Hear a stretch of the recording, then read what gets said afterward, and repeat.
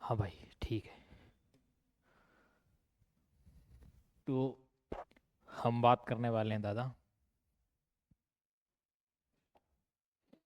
न जाने दिल किधर गया है गुलमंजन।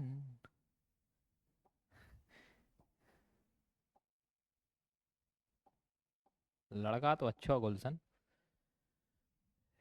लेकिन सालो अबे पता नहीं कहाँ मर रहा हो। चैप्टर 14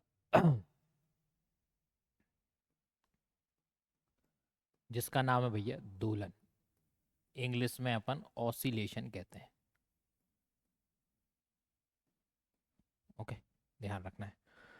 चैप्टर थोड़ा सा कठिन है, मतलब समझना थोड़ा सा मुश्किल होता है, पर अगर आपने इसे बड़े प्रेम से, बड़े सकारात्मक तरीके से अगर देखा, बड़े सीधे तरीके से अगर देखा, तो मैं कह रहा हूँ ये बहुत बढ़िया बन जाएगा। पर अगर ये चैप्टर समझ लिया तो आपको थोड़ी 12वीं में जब हम चैप्टर नंबर 7 पढ़ते हैं, वहां पर अल्टरनेटिंग करंट, जिसे हम प्रत्यावर्ती धारा कहते हैं, उसमें दिक्कत नहीं आएगी।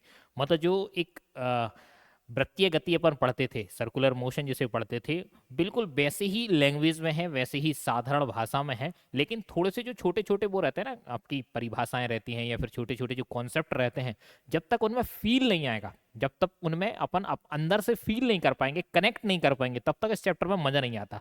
तो बड़ी शांति के साथ समझना कि है क्या आखिर, है ना। चैप्टर का नाम तो दोलन है, लेकिन इसका इतिहास अपन लेके चलते हैं। हम एक तरीके की गति पढ़ते हैं। ओके, एक जो गति हम पढ़ने जा रहे हैं, वो है आपके पास जिसे हम कहते हैं आवर्त गति। क्या पढ़ रहे हैं मेरे भाई? आवर्त गति, या जिसे जनरली हम पीरियोडिक मोशन कहते हैं। क्या बोलते हैं? Periodic motion.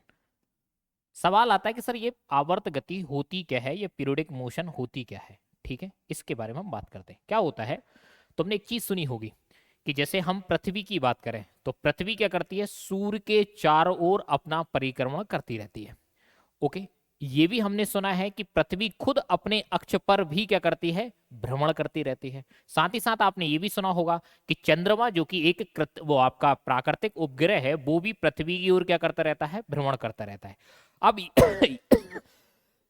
ये जो पृथ्वी का चंद्रमा, वो सॉरी, चंद्रमा का पृथ्वी के चारों ओर परिक्रमा करना, या फिर पृथ्वी का आपके सूर्य के चारों ओर परिक्रमा करना, ये लगातार चलता रहता है, और ये बार बार इसकी क्या होती है, पुनरावृत्ति होती है। मतलब एक तरफ पृथ्वी काय में है, गति में है, और लगातार उसी गति को वो बार बार क्या कर रही है, रिपीट कर रही है। किसके सापेक्ष? आपके सूर्य के सापेक्ष। और साथ ही साथ एक बात और समझो कि हर एक निश्चित समय अंतराल में, मतलब जब कोई घूमती है तो आप देखते हो कि 365 दिन में, आपके पास 365 दिन 6 घंटे के आसपास वो फिर अपना एक चक्कर लगाती है। तो मतलब एक समय भी कैसा है, निश्चित है, और उसके घूमने का जो एक पथ है वो भी कैसा है, आपके पास निश्चित है। तो हम ये कहते हैं कि जब भी कोई कण या कोई वस्तु किसी निश्चित पथ पर किसी निश्चित समयांतराल में अपनी गति की पुनरावृत्ति करे, गति को बार बार दोहराए, तो जनरली हम उसकी गति को क्या बोलते हैं, आवर्त गति कहते हैं। जैसे मेरा ही अगर मैं कहूं कि मैं बार बार ऐसे ऐसे घूम रहा हूं, और ये चीज लगातार किसी निश्चित समय के अंतराल में होती जा रही है, तो हमारी गति का एक अंतर्गत आएगी, आवर्त गति के अंतर्गत आएगी।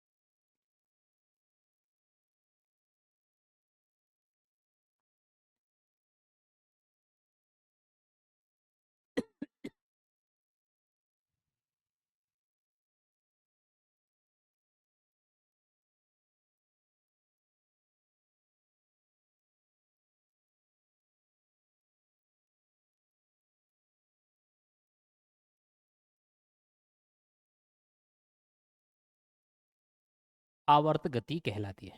उदाहरण के रूप में मैंने आपसे कहा क्या बोला कि भैया पृथ्वी का सूर्य के चारों ओर परिक्रमण करना, ये भी किसके अंतर्गत आएगी, आपकी आवर्त गति के।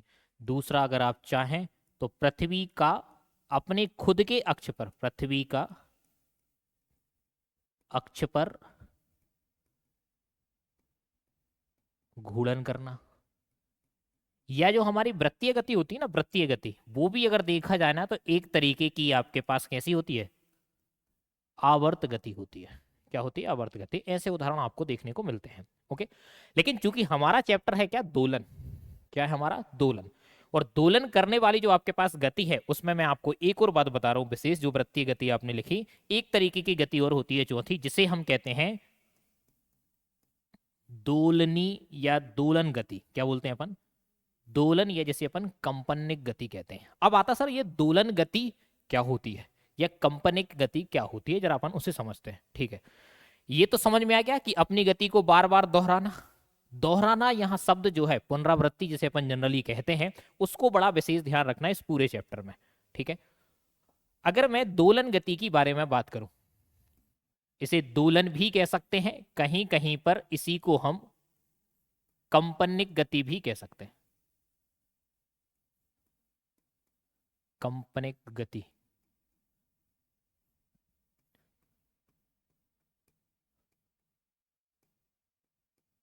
ऑसिलेटरी या वाइब्रेशन।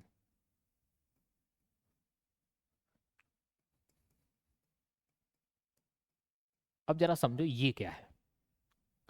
आपने जो अभी आवर्त गति बताई है, आपने जो अभी क्या बताई है, आवर्त गति, अगर उसमें आप ये कह दो, आप ये कह दो कि आपका जो पार्टिकल है, जैसे मैं आपसे कहता हूं कि हम सब लोगों ने हमारे घरों में जो एक घड़ी होती है, उस घड़ी में आपने देखा होगा हमारे पास एक होता है क्या, जिसे जनरली आप पेंडुलम कहते हो। क्या बोलते हैं, पेंडुलम, सुना होगा आपने, पेंडुलम, या जैसे सरल लोलक भी हम कह देते हैं।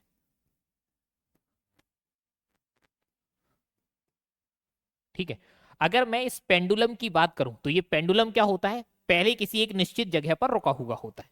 जिस निश्चित जगह पर या जिस निश्चित बिंदु पर ये रुका हुआ होता है, हम ये मानते हैं कि इस पर लगने वाले जो नेट बल है वो कितने हैं, शून्य। मतलब चारों दिशाओं में या चारों तरफ से लगने वाले जो कुल बल है वो कैसा है, आपका शून्य। मतलब फिलहाल अगर यहां देखा जाए तो आप ये कहोगे कि इस पर एफ नेट कितना है, जीरो। मतलब ये एफ नेट जीरो है, इसका मतलब ये कैसा है, विराम अवस्था में है। कैसा है मेरे भाई, ब्राह्म अवस्था में। और जो जिस जगह पर एफ नेट या कुल बल आपके पास जीरो हो, अर्थात ये ब्राह्म अवस्था में हो, तो आपके इस सरल लोलक अर्थात पेंडुलम की इस स्थिति को हम माध्य स्थिति कहते हैं। क्या बोलते हैं हम इसे, माध्य स्थिति। ठीक है, इंग्लिश में इसे हम मीन पोजीशन कह देते हैं, या इक्विलिब्रियम पोजीशन भी कह सकते हैं।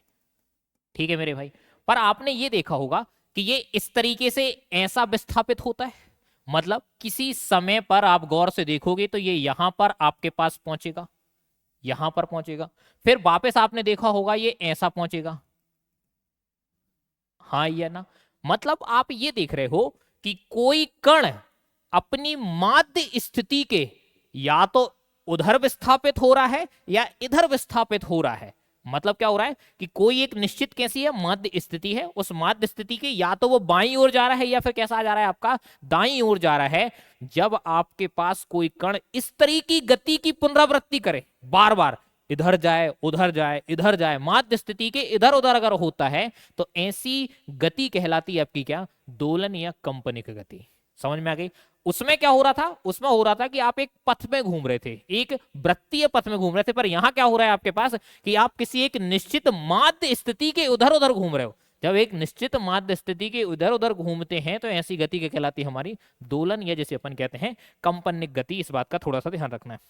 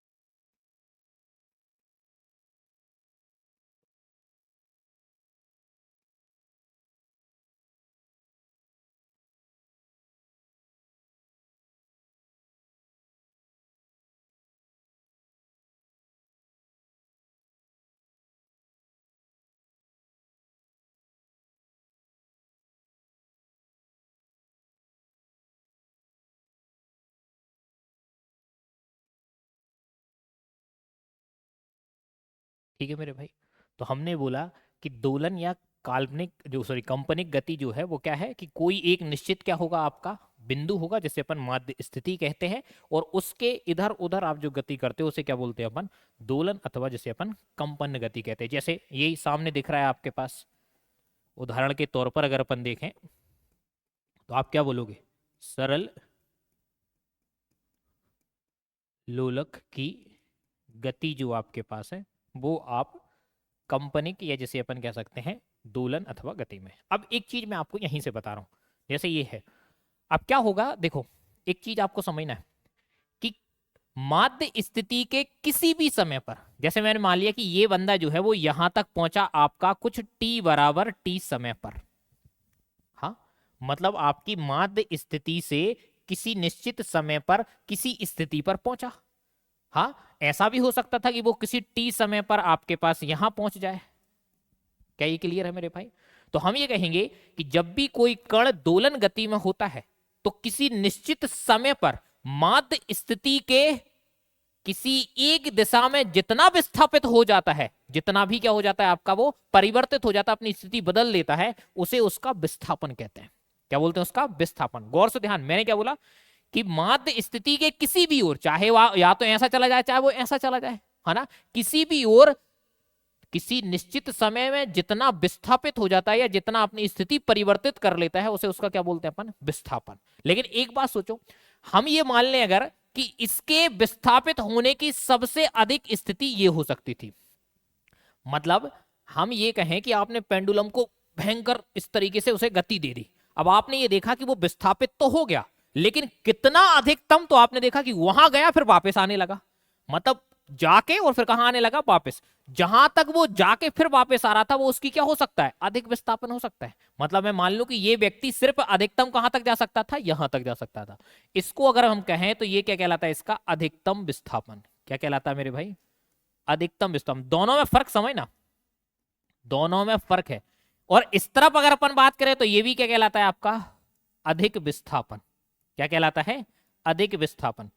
मैंने कहा कि किसी भी निश्चित समय में माध्य स्थिति के किसी भी ओर जो उसकी स्थिति में परिवर्तन होता है वो तो उसका विस्थापन है, लेकिन जो उसका अधिकतम विस्थापन, जितनी उसकी गुंजाइश है जाने की, उस अधिकतम विस्थापन को उसका आयाम कहते हैं। क्या बोलते हैं अपन? आयाम। मतलब यहां से लेके यहां तक जो आप देख रहे हो या यहां से लेके यहां तक जो आप देख रहे हो वो उसका क्या है, आयाम है। क्या है? आयाम। और आयाम को हम हमेशा बड़े लेटर से दिखाते हैं, ए से दिखाया जाता है। कैसे दिखाया जाता है? ए। अगर एक तरफ का आप प्लस ले रहे हो तो दूसरी तरफ का आपको क्या लेना पड़ेगा, माइनस, क्योंकि आपके पास दिशा में क्या हो रहा है, परिवर्तन। विस्थापन है चूंकि, तो विस्थापन कैसी है, एक सदिश राशि है आपके पास। तो ये दो चीजें मैं आपको और लिख रहा हूं कि अगर हम बात करें आपके दोलन में तो विस्थापन क्या होता है,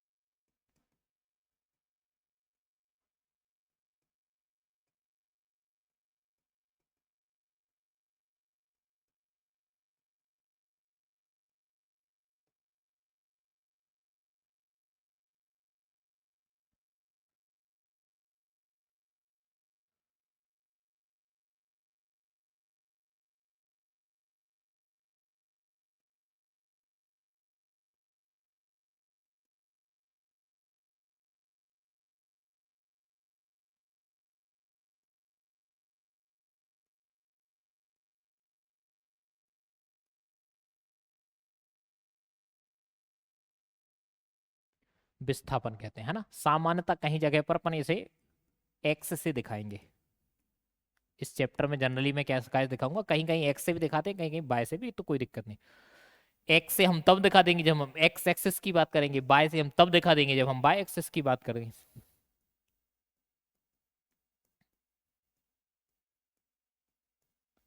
प्रतीकों पर मत जाना।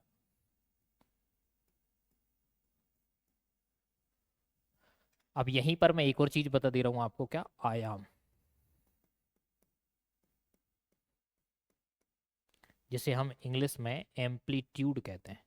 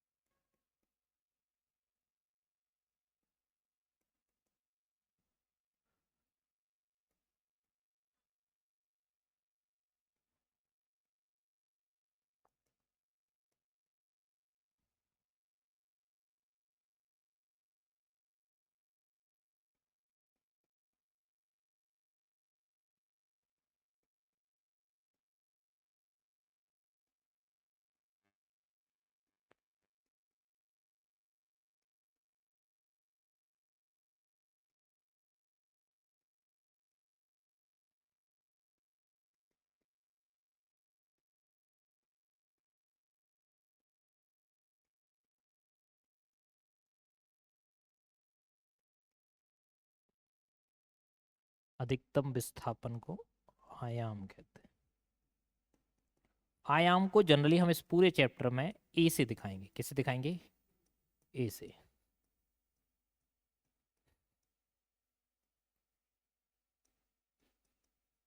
ठीक है, इस बात को थोड़ा सा ध्यान रखना। अच्छा, अब एक चीज पर और वापस आओ। एक चीज पर ये वापस आओ अब आप, कि जब आप यहां देख रहे हो, क्या हुआ कि आपने इस माध्य स्थिति से इस पेंडुलम को छोड़ा। अब ये पेंडुलम एक बार यहां गया, हाँ, मतलब मान लेते हैं कि ये इस तरफ गया आपके पास, बाईं ओर मान लेते हैं, ये बाईं ओर गया आपके पास, फिर ये वापस आया, आपने कहा माध्य स्थिति पर। फिर माध्य स्थिति पर वापस आने के बाद ये फिर कहाँ गया? एक दाईं ओर गया, और दाईं ओर से फिर से कहाँ आया आपने? माध्य स्थिति पर। इसे कहते हैं इसका एक कंपन या एक दोलन। जब भी कोई आपके पास कण या कोई वस्तु किसी एक ओर जाकर पुनः माध्य स्थिति पर वापस आए और फिर पुनः दूसरी दाईं ओर जाए और फिर पुनः कहां आ जाए? आपके माध्य स्थिति पर आ जाए, तो उसे क्या बोलते हैं अपन? एक कंपन या एक क्या बोलते हैं भाई? दोलन कहते हैं। एक कंपन या क्या बोलेंगे अपन? एक दोलन कहेंगे। इस बात का ध्यान रखना।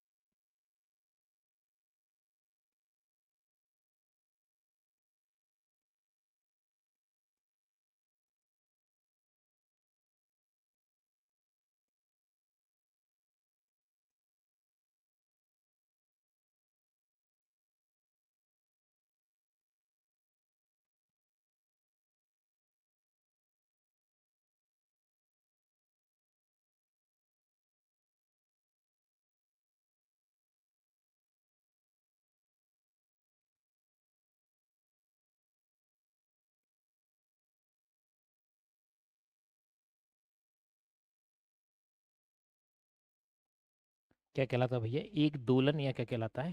कंपन कहलाता है। ठीक है, इस बात का थोड़ा सा वैसे ध्यान रखना। ओके, अब हम आगे चल रहे हैं।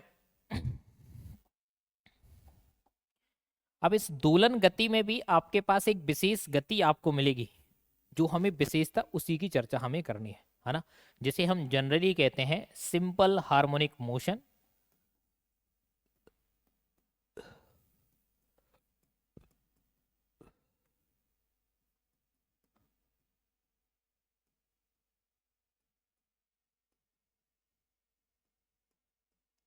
इंग्लिश में इसे अपन SHM कहते हैं, और हिंदी की अगर अपन बात करें तो आप बोलोगे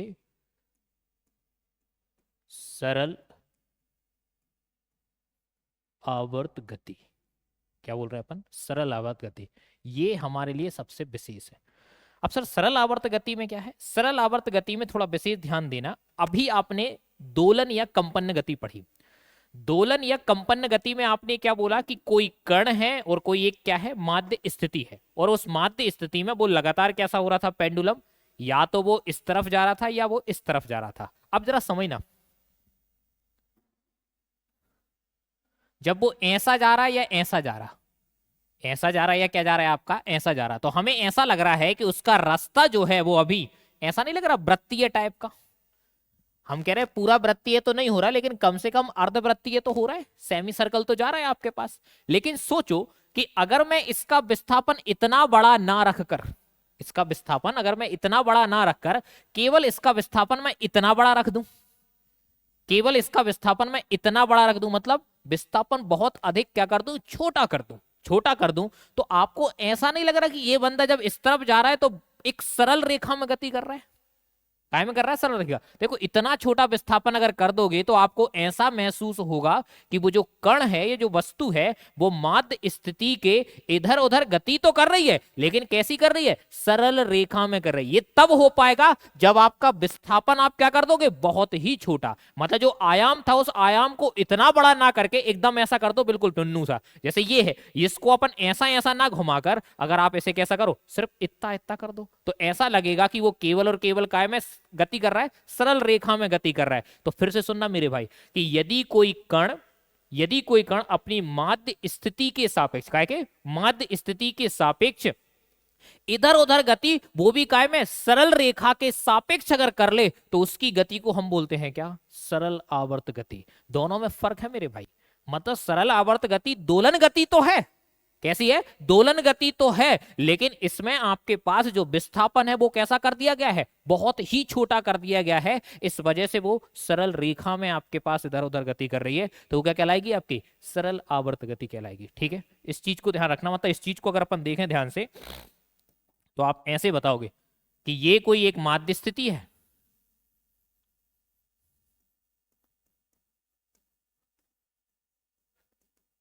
क्या है मेरे भाई, माध्य स्थिति, और यहां पर ये आपके पास ऐसा जा सकता है, और ज्यादा से ज्यादा ये कहां जा तक सकता था, यहां, जो ज्यादा से ज्यादा जा सकता है या ज्यादा से ज्यादा विस्थापित हो सकता है उसे क्या बोलते हैं भैया अपन, आयाम कहते हैं। मान लेते हैं ये +a है और ये क्या है आपका माइनस, ये इतना ही जा सकता है आपका। एक बात हमेशा ध्यान रखना, जब भी कोई कण इस तरीके से जाता है तो उसके वेग में क्या होता है, कमी होती है, वेग कैसा होता है, कम। लेकिन जब वो वापस आता है ना, वापस, तो बड़ा तेज होता है उसका वेग, वेग कैसा होता है, बढ़ता है या तेजी होती है उसमें। सेम कहानी ऐसा ही, जब वो इस तरफ जाएगा तो कैसा होगा, कम, लेकिन जब वापस आएगा तो क्या होगा आपका, तेज होगा या फास्ट होगा उसका, मतलब उसकी जो गति है वो कैसी होगी, ज्यादा होगी। इस बात का थोड़ा सा विशेष, तो ये है भैया SHM, और ये आपको जो दिख रहा है वो कैसा है, सरल रेखा है, क्या है, सरल रेखा। ठीक है।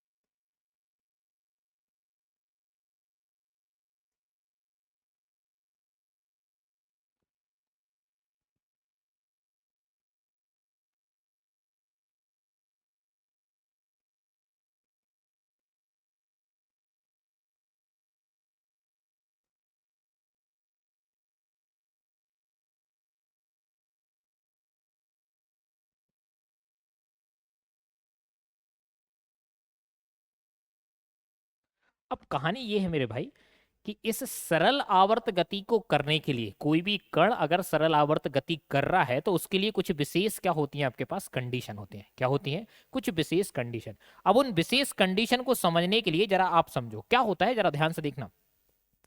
जब एक कोई कण जो है ना, कोई एक कण अपनी माध्य स्थिति से ऐसा चलता है, कहां चलता है? अपनी किसी एक ओर जब वो चलता है तो आपने देखा वो जाएगा फिर क्या आएगा, वापस आएगा। तो एक बार बताओ, जब कोई व्यक्ति ऐसा जा रहा है अगर वो पुनः वापस आ रहा है तो वो अपने आप तो नहीं आ रहा होगा। ऐसी तो कोई शक्ति होने वाली है नहीं जो उसे वापस लेके आ रहा होगा। वैज्ञानिक तौर पर कुछ ना कुछ ऐसा जरूर है उसके पास जो उसे पीछे खींचने की कोशिश कर रहा है। होता ही है मेरे भाई कि जब भी वो माध्य स्थिति से आगे की ओर बढ़ता है तो उस कण पर माध्य स्थिति की ओर आपके पास एक बल कार्य करता है। क्या लगता है? एक बल कार्य करता है। जैसे तुमने स्प्रिंग के बारे में सुना होगा, हम जब स्प्रिंग को खींचते हैं तो वो स्प्रिंग अपने आप को अंदर की तरफ दबाने की कोशिश करता है। और हमने ये चैप्टर नंबर उसमें पढ़ा भी है जब ठोसों के अपन यांत्रिक गुण पढ़े थे। ठीक है कि जब हम स्प्रिंग को क्या करेंगे, खींचेंगे, तो स्प्रिंग बार बार अंदर की तरफ जाने की कोशिश करता है और वहीं स्प्रिंग को जब अपन दबाते हैं तो वो फैलने की कोशिश करता है। ये इसलिए हो पा रहा था कि जो स्प्रिंग के कण थे या स्प्रिंग का जो पदार्थ था हमारे लगाए गए बाह्य बल के विरुद्ध में अपना खुद का एक प्रत्यानयन बल लगा रहा था। क्या लगा रहा था? प्रत्यानयन बल, या जैसे अपन रीस्टोरिंग फोर्स कहते थे। सेम कहानी यहां पर भी है कि जब भी कोई कण या कोई वस्तु अपनी किसी भी आयाम में या किसी भी लास्ट स्थिति पर जाती है तो उसके विपरीत क्या होता है, एक बल कार्य करता है। उसे कहते हैं अपन क्या? प्रत्यानयन बल। क्या बोलते हैं अपन? प्रत्यानयन बल। मतलब ये जो आप देख रहे हो यहां पर एक बल होगा आपका जिसे अपन बोलेंगे प्रत्यानयन बल, रीस्टोरिंग फोर्स जनरली हम कहते हैं।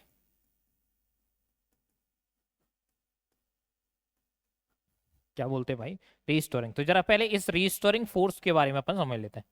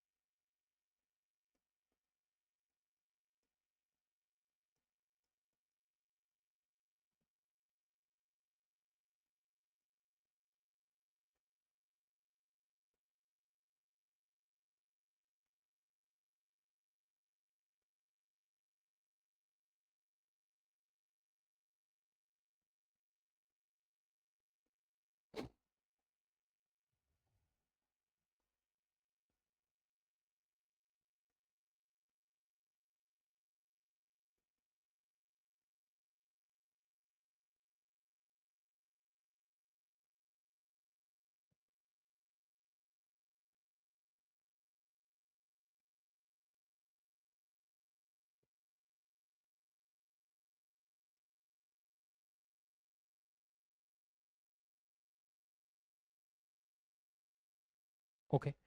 और इस प्रत्यानयन बल के बारे में एक चीज आपको समझनी होगी कि जो प्रत्यानयन बल आपके पास है,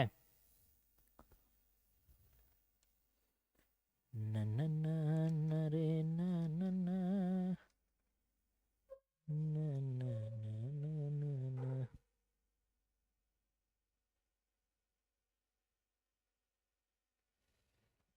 ये जो प्रत्यानयन बल होता है भाई, तो जिस भी स्थिति में हम जहां जा रहे हैं, जो भी आपके पास है, जैसे ये कण जो है वो जिस दिशा में आपको देखने को मिलेगा, जो विस्थापन आपके पास हो रहा है, जैसे ऐसा गया तो इस दिशा में विस्थापन हो गया, ऐसा गया तो इस दिशा में विस्थापन होगा।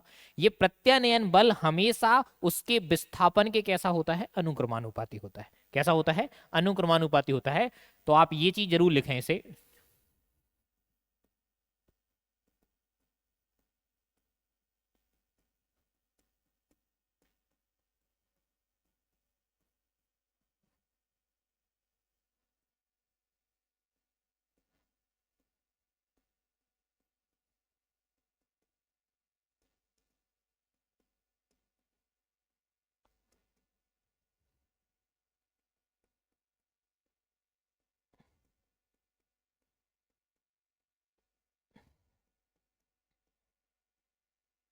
अनुक्रमानुपाती होता है, अर्थात अगर हम देखना चाहें तो ऐसा होगा ये कि जो एफ है ये अनुक्रमानुपाती होगा, या तो एक्स लिख लो या वाई।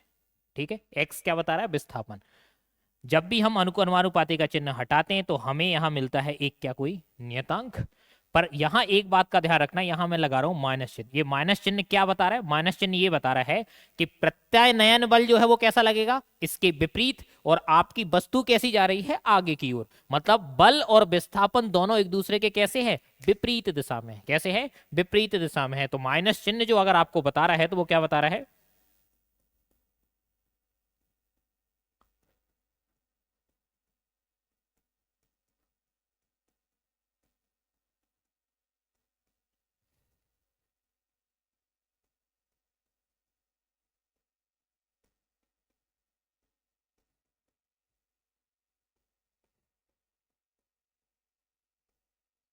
किसको प्रदर्शित करता है भैया, विपरीत दिशा को प्रदर्शित कर रहा है। किसको कर रहा है, विपरीत दिशा। और के क्या है, तो के तो आप सिंपल सा बता देना, नियतांक है ना, अनुपातिक नियतांक है या प्रोपोर्शनल। ठीक है, तो ये चीज है।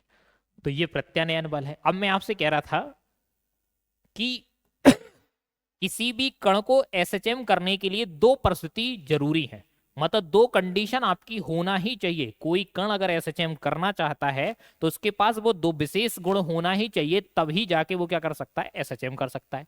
तो एसएचएम के लिए, या जैसे अपन सरल आवर्त गति कहते हैं कि गुण की अगर अपन चर्चा करें, तो ये दो विशेष गुण तो होना ही चाहिए।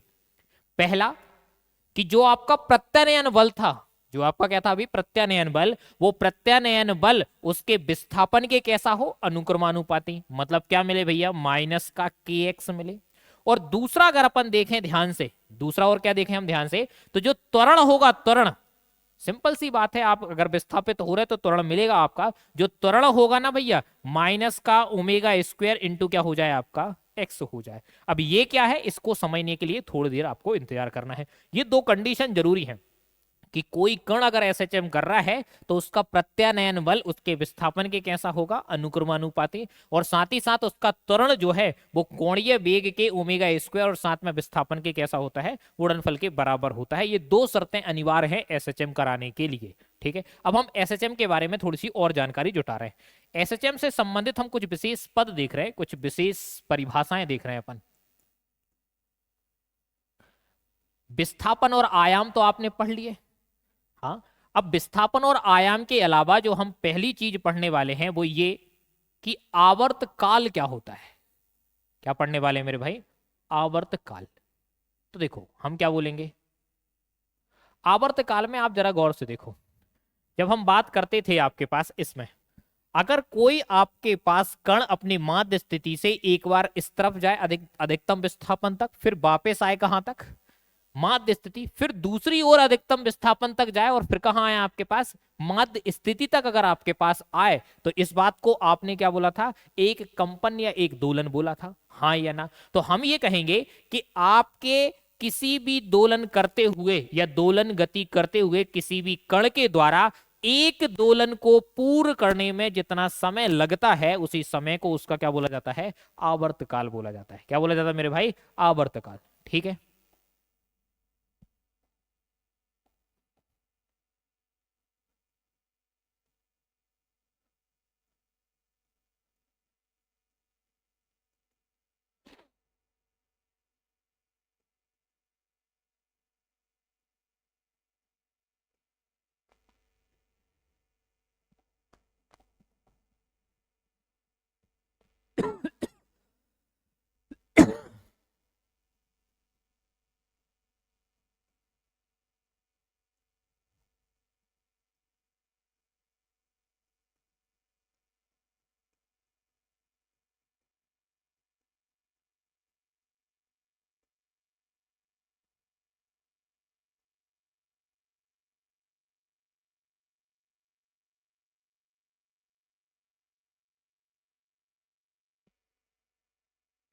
सामान्यतः आवर्तकाल को हम टी से दिखाते हैं।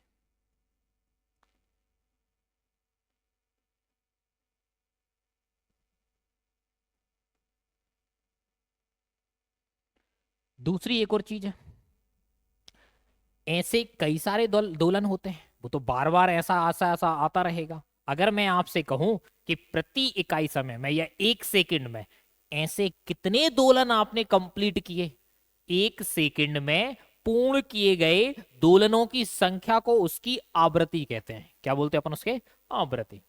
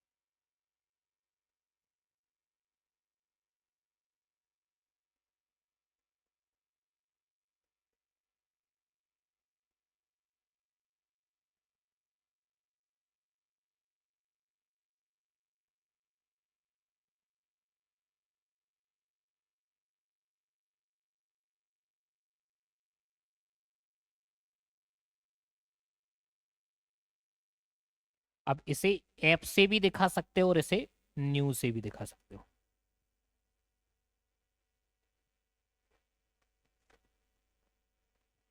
ठीक है मेरे भाई। अगर मैं इसका एसआई मात्रक देखूं तो इसका एसआई मात्रक होता है सेकंड इनवर्स। क्या होता है? सेकंड। इसका एसआई मात्रक अगर अपन देखें समय का, तो समय का कितना हो जाएगा? सेकंड।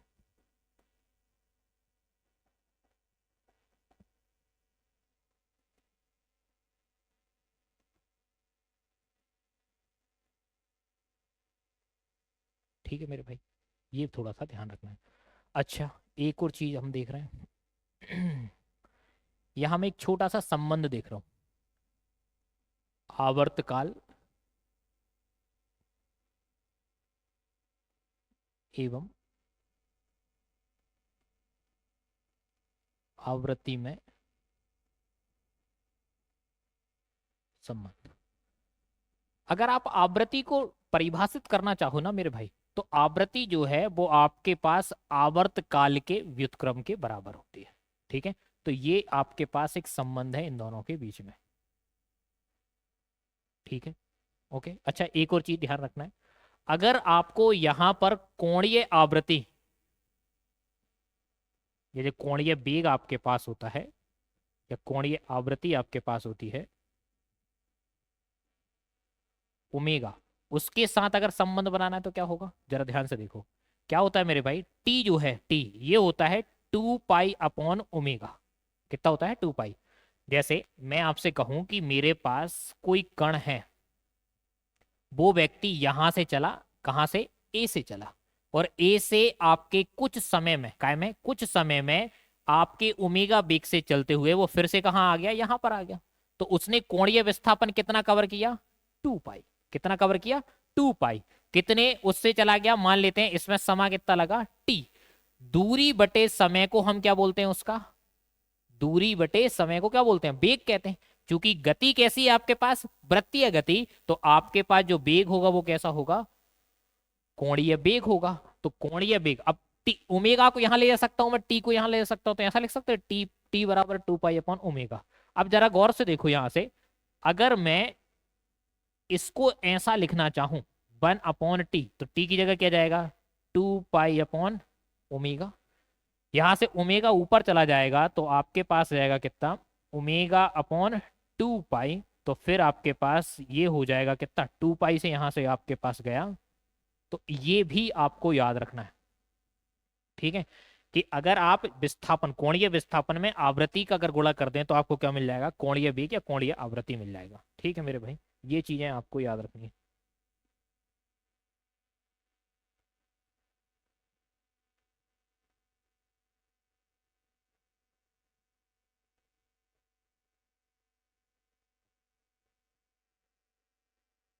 ओके, एक चीज और जो सबसे महत्वपूर्ण है।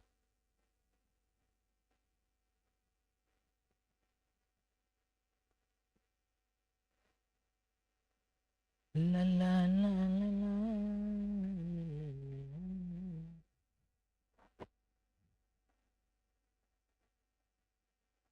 देखो, एक चीज जो कि होती है आपके पास कला,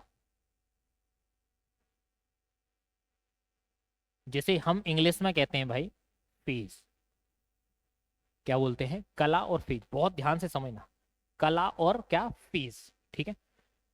कला और फेज का मतलब ये है कि जैसे हम वही माध्य स्थिति की चर्चा कर रहे थे, माध्य स्थिति में आपके पास कोई आपके किसी निश्चित समय पर, मान लेते हैं टी बराबर टी समय पर, कोई कण आपका यहां पर है। अब कोई कण यहां पर है तो इसकी स्थिति ये हो सकती है आपके दिमाग में कि हो सकता है ये कण इस दिशा में चल रहा हो, आगे की तरफ चल रहा हो, हाँ या ना। या ऐसा भी हो सकता है कि ये कण यहां जाके फिर वापस भी लौट रहा हो, दोनों स्थिति में भी दो वहीं पहुंच सकता है, हाँ या ना। जब वो ऐसा चल रहा हो या ऐसा चल रहा हो तो ये इस बात को इंगित करती है कि उसके वेग की दिशा क्या है। उसके वेग की, अगर वो ऐसा जा रहा होगा तो हम मानेंगे कि वेग आपका इस डायरेक्शन में जा रहा है। अगर वो वापस लौट के आ रहा होगा तो हम कहेंगे वेग आपका इस दिशा में है। तो कला जो है ना, कला, वो किसी क्षण विशेष पर, काय पर, किसी क्षण विशेष पर दोलन गति करते हुए किसी कण की स्थिति एवं उसके वेग की दिशा को बताती है। मतलब वो स्थिति भी बता रहा है कि माध्य स्थिति से वो कितनी दूर है, और साथ में ये भी बता रहा है कि उसके वेग की दिशा क्या है। क्या वो आगे की तरफ जा रहा है, क्या वो लौट के फिर पीछे की तरफ आ रहा है। ये बात को बताने का काम कौन करता है? कला, या जिसे अपन फेज कहते हैं। किसी निर्दिष्ट बिंदु के सापेक्ष या किसी निर्दिष्ट माध्य स्थिति के सापेक्ष दोलन करते हुए किसी कण की स्थिति और उसकी वेग की दिशा को बताने वाली जो आपके पास कहानी है वो कौन रखेगा? आपका कला या फेज, है ना। इस बात का ध्यान रखना।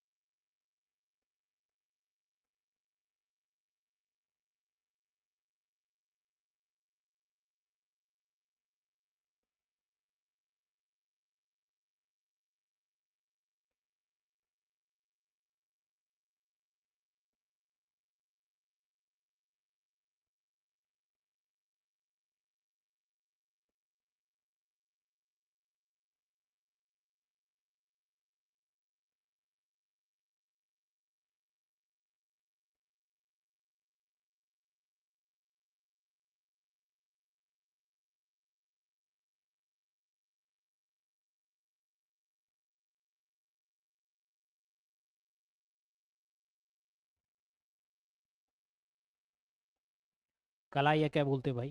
फेज कहते हैं। ठीक है।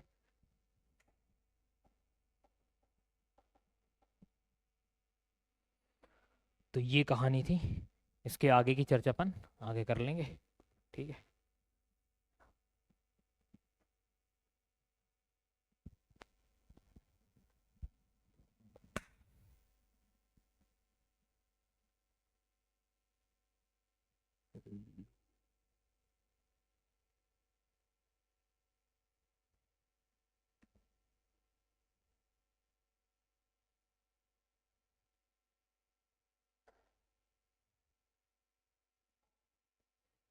हेलो।